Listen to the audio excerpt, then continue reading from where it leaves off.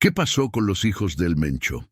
El futuro del imperio más violento de Jalisco. El 7 de marzo de 2025, en una sala federal de Washington, D.C., la jueza Beryl A. Howell pronunció las palabras que sellaron el destino de una dinastía criminal: cadena perpetua, sin posibilidad de libertad condicional.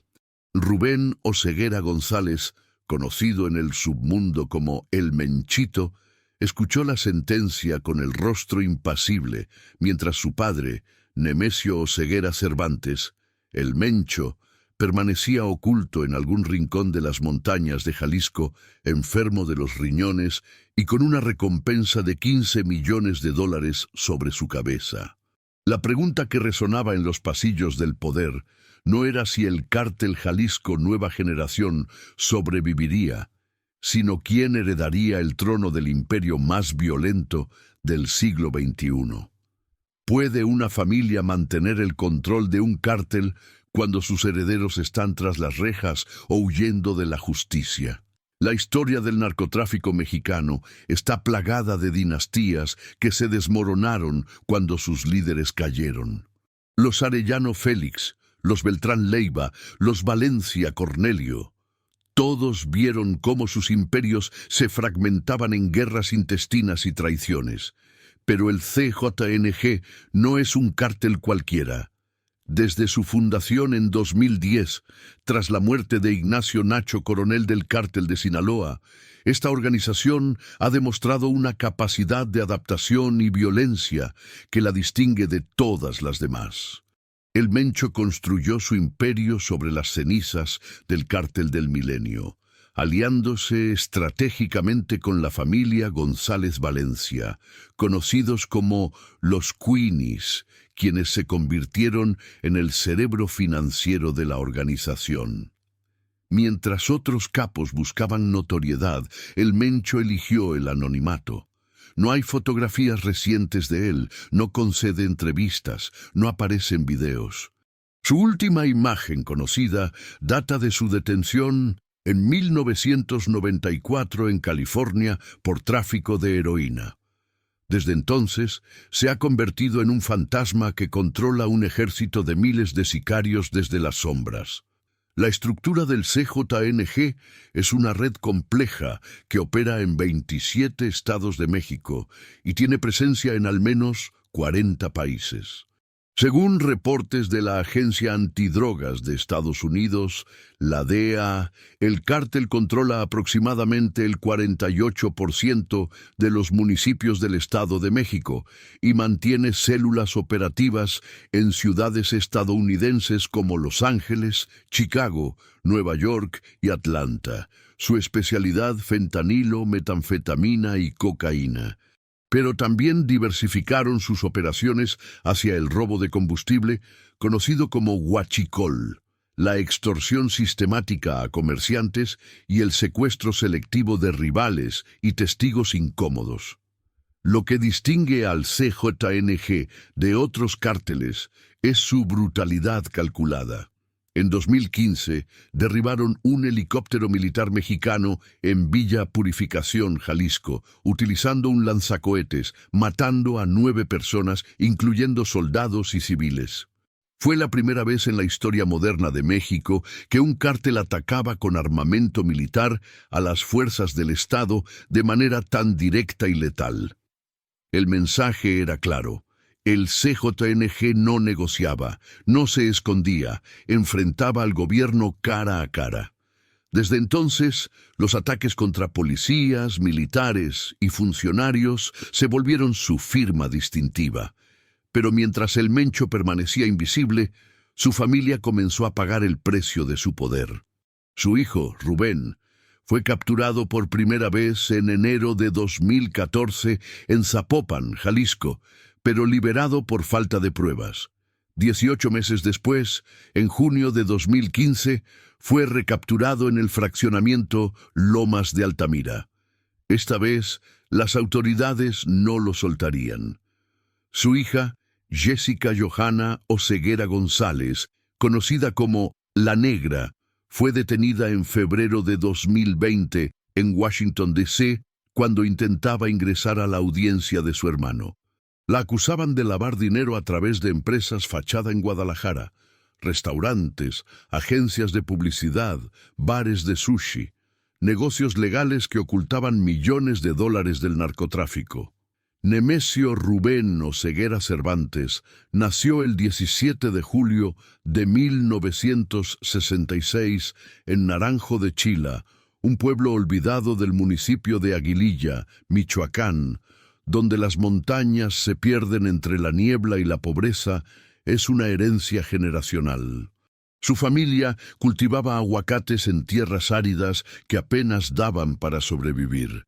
A los 10 años, Nemesio abandonó la escuela primaria en 5º grado para trabajar en el campo junto a su padre.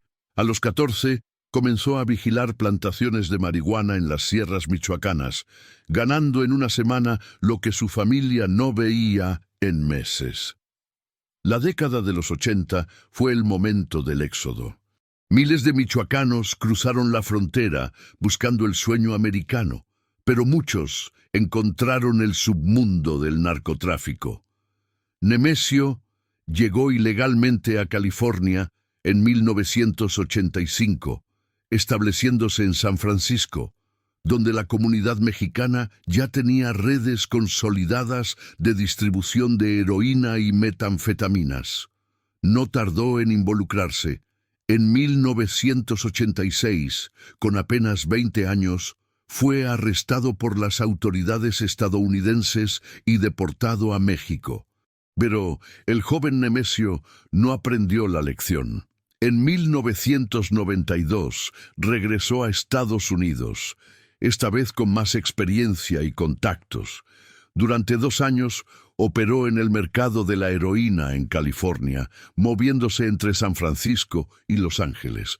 Pero en 1994 fue detenido nuevamente, esta vez con cargos más graves: tráfico de heroína con intención de distribución. Cumplió 3 años en una prisión federal estadounidense, donde, según reportes de inteligencia, estableció contactos con miembros de otros cárteles mexicanos. Fue deportado definitivamente en 1997. De regreso en México, Nemesio ya no era el campesino analfabeto de Aguililla. Era un hombre con experiencia en el mercado estadounidense, con contactos en ambos lados de la frontera y con una ambición que no cabía en las montañas de Michoacán. Se unió al Cártel del Milenio, una organización liderada por los hermanos Valencia Cornelio, que controlaba el tráfico de drogas en Jalisco y Michoacán. Nemesio comenzó como sicario, un trabajo sucio pero necesario para ascender en la jerarquía criminal. Su frialdad para matar y su capacidad estratégica llamaron la atención de Armando Valencia Cornelio, quien lo nombró jefe de seguridad. Fue en esos años cuando conoció a Rosalinda González Valencia, nacida en 1963 en el Naranjo, Michoacán.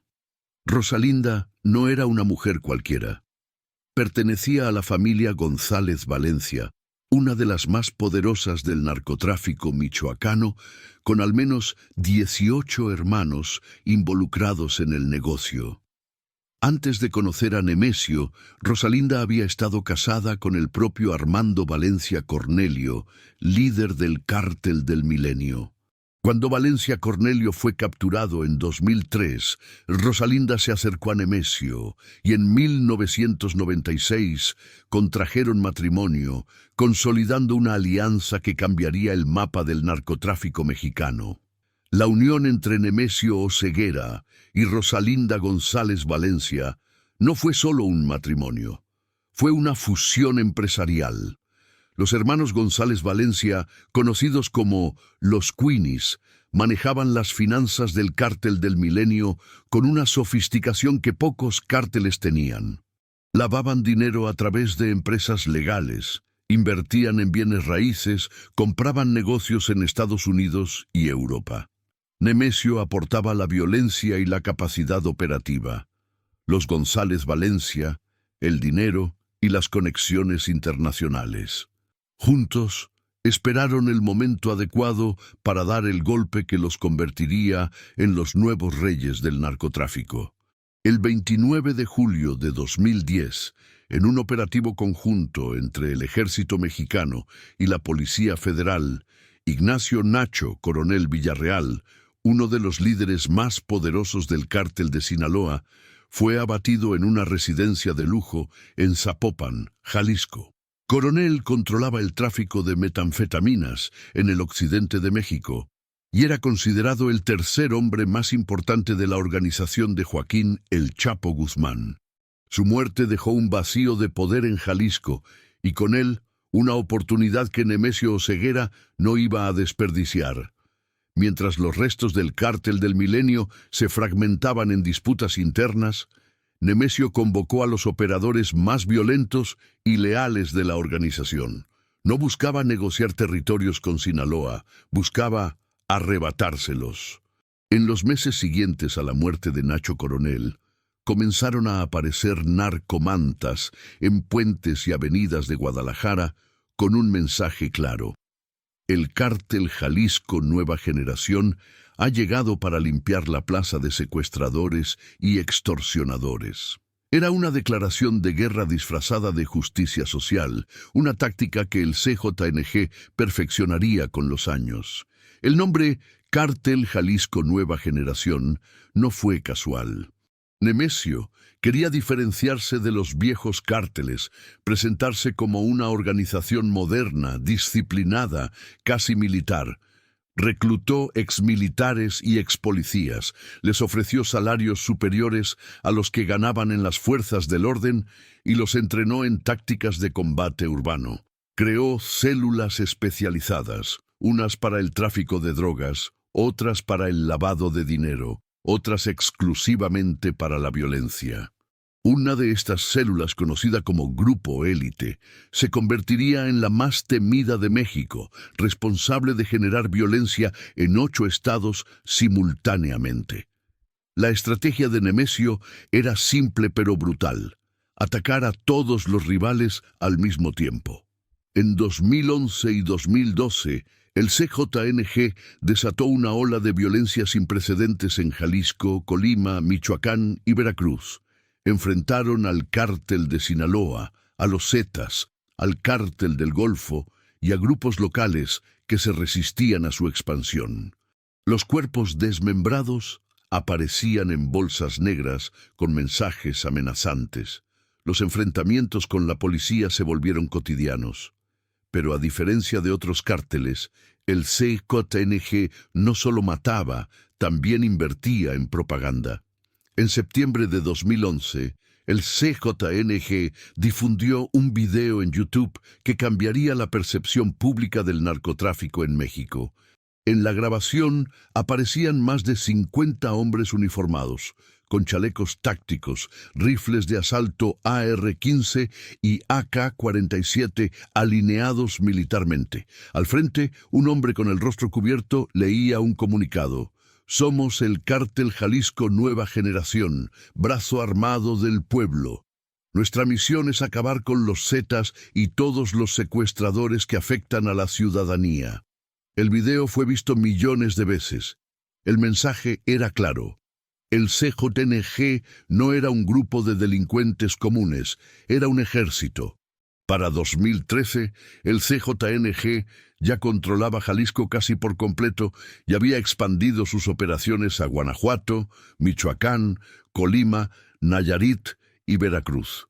Nemesio Oseguera, ahora conocido como El Mencho, por su apodo de juventud, se había convertido en el capo más buscado de México después de El Chapo Guzmán. Pero a diferencia de Guzmán, que disfrutaba de la fama y las entrevistas, el Mencho eligió el anonimato absoluto. No hay grabaciones de su voz, no hay fotografías recientes, no hay testigos que puedan describirlo con precisión. Se convirtió en un mito. Y los mitos son más difíciles de capturar que los hombres. Rubén Oseguera González nació el 14 de febrero de 1990 en San Francisco, California, en plena época en que su padre, Nemesio, operaba en el mercado de la heroína en Estados Unidos. Crecer como hijo de un narcotraficante en ascenso significaba vivir entre dos mundos: la apariencia de normalidad en una ciudad estadounidense y la realidad de un padre que entraba y salía de prisión. Cuando Nemesio fue deportado definitivamente en 1997, Rubén tenía apenas 7 años. La familia regresó a México, estableciéndose en Guadalajara, donde el joven Rubén creció rodeado de lujo, pero también de violencia. A diferencia de su padre, que tuvo que abrirse camino desde la pobreza absoluta, Rubén creció con todos los privilegios que el dinero del narcotráfico podía comprar. Estudió en colegios privados de Guadalajara, conducía camionetas de lujo, vestía ropa de diseñador y frecuentaba los antros más exclusivos de la ciudad. Pero detrás de la fachada de joven rico, Rubén estaba siendo preparado para heredar el imperio. Desde adolescente, acompañaba a su padre a reuniones con operadores del cártel, aprendía sobre rutas de tráfico, lavado de dinero y, sobre todo, sobre el uso estratégico de la violencia. Para 2010, cuando el Mencho fundó el CJNG, Rubén, con apenas 20 años, ya ocupaba un lugar en la estructura del cártel. No era un simple hijo de capo que disfrutaba del dinero sin trabajar. Era el segundo al mando, el heredero designado. Su apodo, el Menchito, no era solo un diminutivo cariñoso, era una declaración de sucesión. Las autoridades estadounidenses lo identificaron como el coordinador de operaciones de tráfico de cocaína y metanfetaminas hacia Estados Unidos, supervisando cargamentos que se movían por rutas terrestres desde Jalisco hasta la frontera con Texas y California. Jessica Johanna Oseguera González, nacida también en San Francisco, California, en 1989, tuvo una infancia similar a la de su hermano. Pero mientras Rubén era preparado para la guerra, Jessica fue educada para manejar el dinero. Estudió administración de empresas y, según reportes de inteligencia financiera, comenzó a operar negocios legales en Guadalajara que servían como fachada para lavar millones de dólares del CJNG. Entre 2013 y 2018, Jessica administró al menos 3 empresas sancionadas posteriormente por la Oficina de Control de Activos Extranjeros de Estados Unidos, J&P Advertising S.A. de CB, Mizu Sushi Lounge y operadora Los Famosos S.A. de CB. Estos negocios no eran simples tapaderas improvisadas, eran empresas funcionales, con empleados legítimos, clientes reales y contabilidad aparentemente limpia. Mizu Sushi Lounge, por ejemplo, era un restaurante de alta gama en Guadalajara que atraía a empresarios, políticos y celebridades locales. Nadie sospechaba que detrás de los rollos de sushi y el sake premium se lavaban millones de dólares provenientes del fentanilo y la metanfetamina. Jessica manejaba las finanzas con una sofisticación que pocos cárteles tenían, utilizando cuentas bancarias en paraísos fiscales, empresas fantasma en Panamá y transferencias electrónicas fragmentadas para evitar la detección. Pero la vida de lujo y poder tenía un precio. En enero de 2014, Rubén fue capturado por primera vez en Zapopan, Jalisco, en un operativo de la Armada de México. Las autoridades lo acusaron de delincuencia organizada y posesión de armas de uso exclusivo del ejército. Sin embargo, su defensa argumentó falta de pruebas contundentes y, sorprendentemente, fue liberado meses después. La liberación de El Menchito generó sospechas de corrupción en el sistema judicial mexicano. ¿Cómo el hijo del capo más buscado de México podía salir libre? La respuesta nunca fue clara, pero los rumores de sobornos millonarios circularon durante años. El 15 de junio de 2015, en el fraccionamiento Lomas de Altamira, una zona residencial de lujo en Zapopan, Jalisco, elementos de la Armada de México rodearon una casa de 2 pisos con jardín y alberca. Adentro, Rubén Oseguera González, el Menchito, celebraba su cumpleaños número 25 rodeado de amigos, mujeres y guardaespaldas armados. Pero esta vez, la operación estaba blindada. No habría liberaciones por falta de pruebas. No habría errores procesales. El gobierno mexicano, presionado por Estados Unidos, había decidido que el Menchito no volvería a las calles. La captura de Rubén desató una ola de violencia sin precedentes en Jalisco. El CJNG respondió con ataques coordinados contra instalaciones militares, bloqueos carreteros con vehículos incendiados y emboscadas contra convoyes policiales. El 1 de mayo de 2015, apenas semanas antes de la recaptura de El Menchito, el ZKNG había derribado un helicóptero militar en Villa Purificación, Jalisco, utilizando un lanzacohetes. El helicóptero, un Cougar EC-725, cayó en llamas, matando a 6 militares y 3 civiles. Fue un mensaje brutal. Tocar a la familia Oseguera tendría consecuencias devastadoras, pero Estados Unidos no se intimidó. En 2018, el Departamento de Justicia estadounidense presentó cargos formales contra Rubén Oseguera González por conspiración para distribuir más de 5 kilogramos de cocaína y 500 gramos de metanfetaminas con intención de importarlos a Estados Unidos, además de uso ilegal de armas de fuego, incluyendo dispositivos destructivos. La acusación incluía detalles escalofriantes. Rubén había ordenado personalmente más de 100 asesinatos, incluyendo el de rivales, testigos y hasta miembros del propio CJNG que consideraba traidores. El proceso de extradición fue largo y tortuoso. La defensa de Rubén, financiada con millones de dólares del CJNG, presentó decenas de amparos y recursos legales para evitar su entrega a Estados Unidos.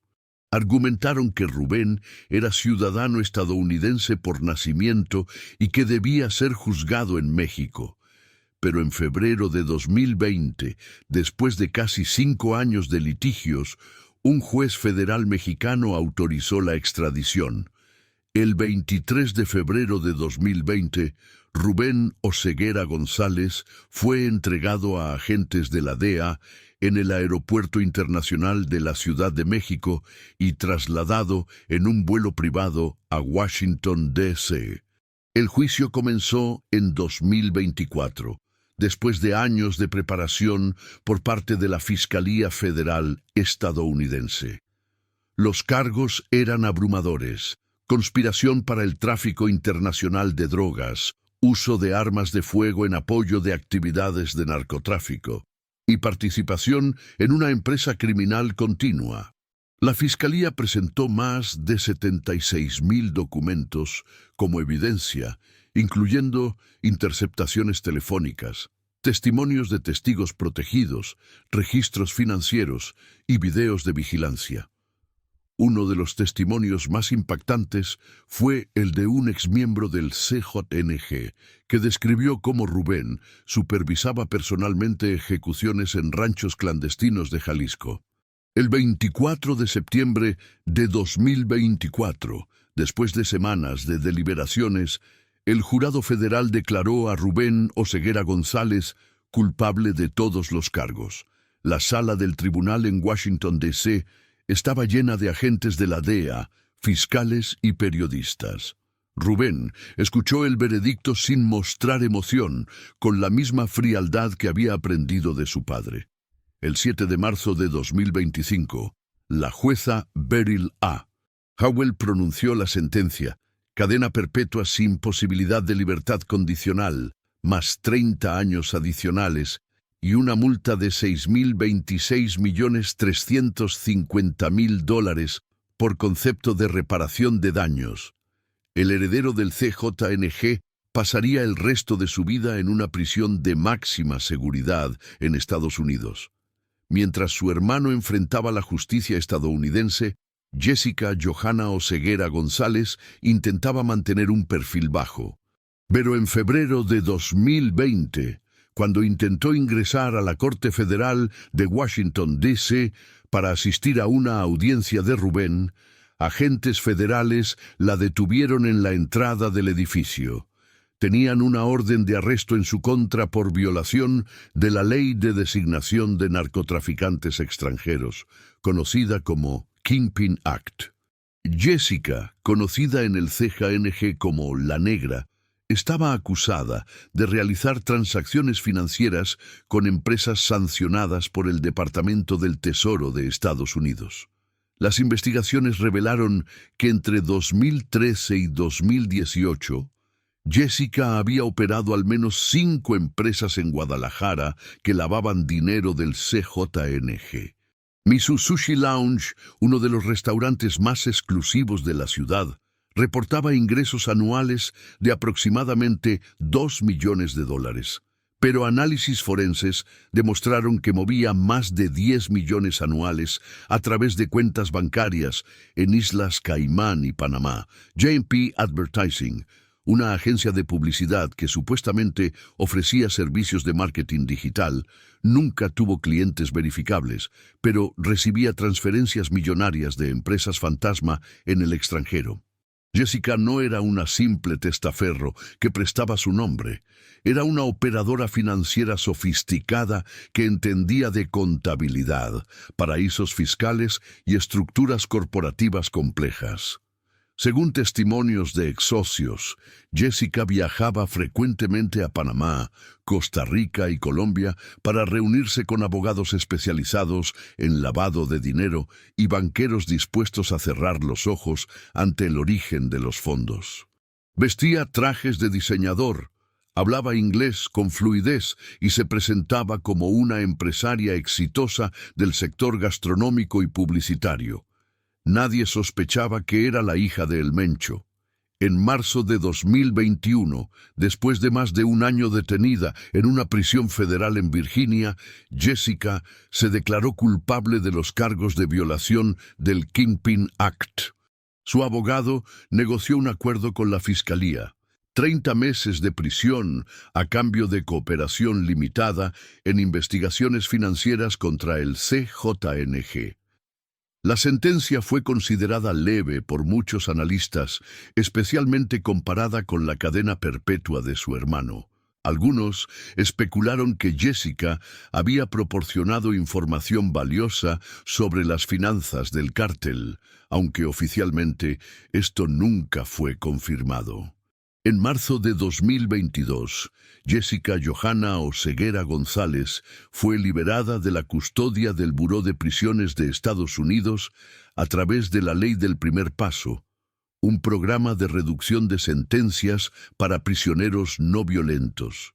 Regresó a México, donde las autoridades la esperaban con nuevas acusaciones.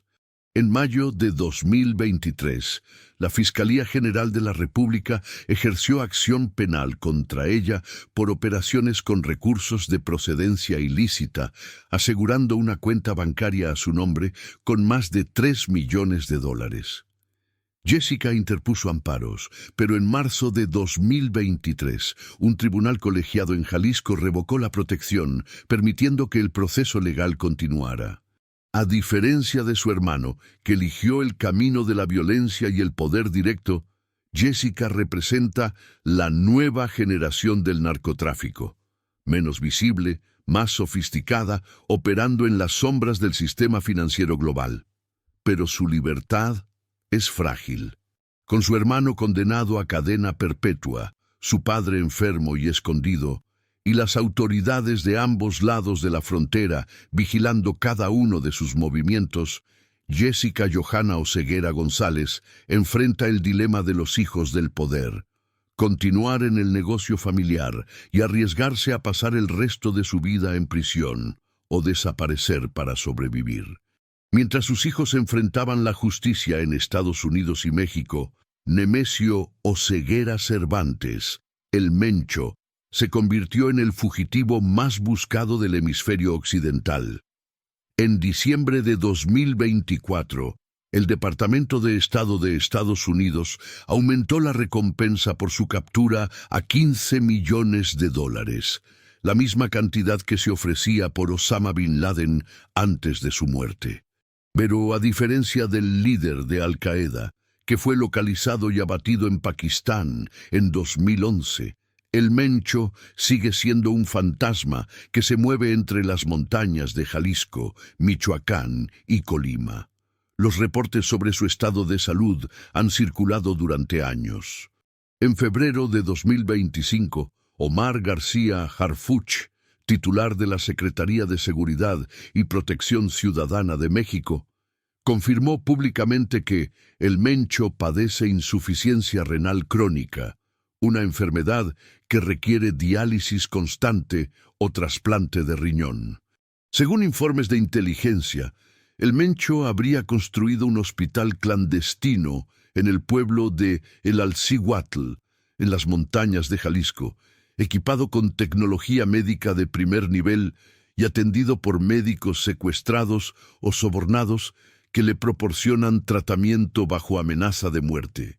En enero de 2025, el periodista Ricardo Ravelo publicó un reportaje explosivo citando a agentes de la DEA, que afirmaban que el Mencho había fallecido a finales de 2024 debido a complicaciones de su enfermedad renal. Según estas fuentes, el cuerpo habría sido velado en secreto y sus cenizas esparcidas en las montañas de Michoacán. Sin embargo, tanto el gobierno mexicano como la DEA desmintieron oficialmente estos rumores.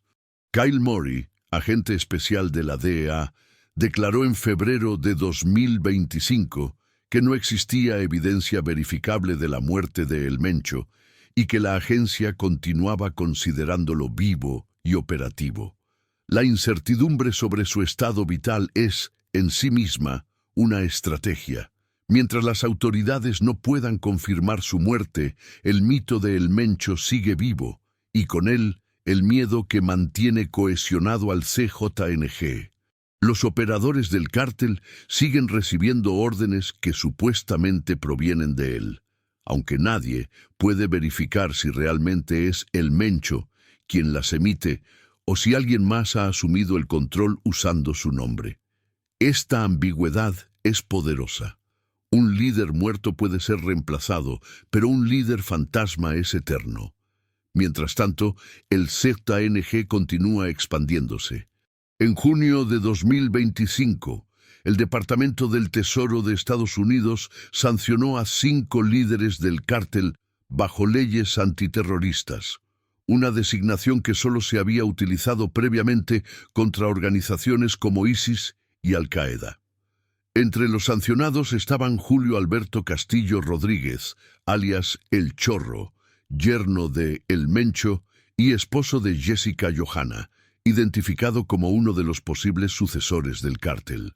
También fue sancionado Abraham Oseguera Cervantes, conocido como Don Rodo, hermano de El Mencho, quien fue capturado en febrero de 2025 en Atarjeas de Covarrubias, Jalisco, pero liberado días después por irregularidades procesales.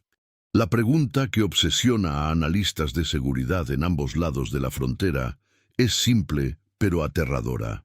¿Qué pasará con el CJNG cuando El Mencho finalmente muera o sea capturado? La historia del narcotráfico mexicano sugiere que los cárteles se fragmentan en guerras intestinas cuando pierden a su líder. Pero el CJNG no es un cártel tradicional. Es una estructura corporativa con células operativas independientes, liderazgo descentralizado y una capacidad de violencia que no depende de una sola persona. El Mencho construyó un imperio que puede sobrevivir sin él, y eso es lo que lo hace verdaderamente peligroso. Con Rubén Oseguera González, condenado a cadena perpetua en Estados Unidos, y Jessica Johanna enfrentando cargos en México, la pregunta sobre quién heredará el CJNG se vuelve urgente. Dentro de la estructura del cártel, al menos 3 figuras han sido identificadas como posibles sucesores, cada una con fortalezas y debilidades que podrían determinar el futuro de la organización. La sucesión no será pacífica. En el mundo del narcotráfico, el poder no se hereda, se arrebata. El primer candidato es Julio Alberto Castillo Rodríguez, alias El Chorro, esposo de Jessica Johanna Oseguera González. Castillo Rodríguez, originario de Colima, ha sido identificado por la Oficina de Control de Activos Extranjeros de Estados Unidos como uno de los principales operadores del CJNG en la costa del Pacífico. Su especialidad es la adquisición de precursores químicos utilizados en la fabricación de fentanilo y metanfetaminas, coordinando envíos desde China y la India hacia puertos mexicanos en Manzanillo y Lázaro Cárdenas. Su matrimonio con Jessica no solo lo convierte en yerno de El Mencho, sino en un miembro de la familia con acceso directo a las finanzas del cártel. El segundo candidato es Abraham Oseguera Cervantes, conocido como Don Rodo, hermano menor de El Mencho. Don Rodo ha operado en las sombras durante años, manejando la logística y las finanzas del cártel sin buscar protagonismo. Fue capturado por primera vez en abril de 2024 en Autlán de Navarro, Jalisco, pero liberado días después por irregularidades en el proceso de detención. En febrero de 2025 fue recapturado en Atarjeas de Covarrubias, Jalisco, pero nuevamente liberado por fallas procesales. Estas liberaciones han generado sospechas de corrupción en el sistema judicial mexicano, pero también demuestran el poder de influencia que Don Rodo mantiene. El tercer candidato es Juan Carlos González Valencia, hijo de Rosalinda González Valencia y sobrino de los líderes de los Queenies. Aunque menos conocido públicamente que los otros candidatos, Juan Carlos representa la continuidad de la alianza entre los Oseguera y los González Valencia, la misma alianza que fundó el CJNG en 2010. Su cercanía con la familia y su experiencia en operaciones financieras internacionales lo convierten en un candidato viable, especialmente si el cártel decide priorizar la estabilidad sobre la violencia. Pero la sucesión no depende solo de lazos familiares.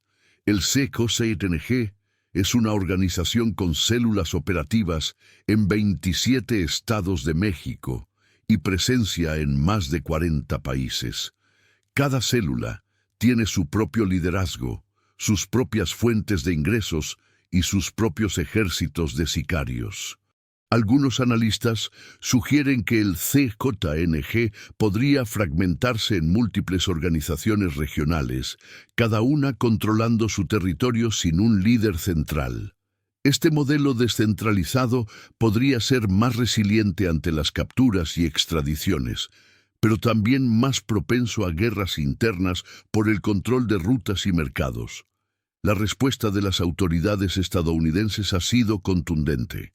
En septiembre de 2025, la DEA anunció la detención de 670 personas vinculadas al CJNG en un operativo coordinado en 30 estados de Estados Unidos.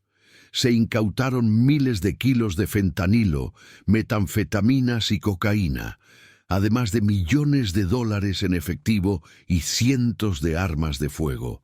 Fue el golpe más grande contra el CJNG en territorio estadounidense, diseñado para desmantelar sus redes de distribución y enviar un mensaje claro: sin importar quién herede el cártel, Estados Unidos seguirá persiguiéndolos.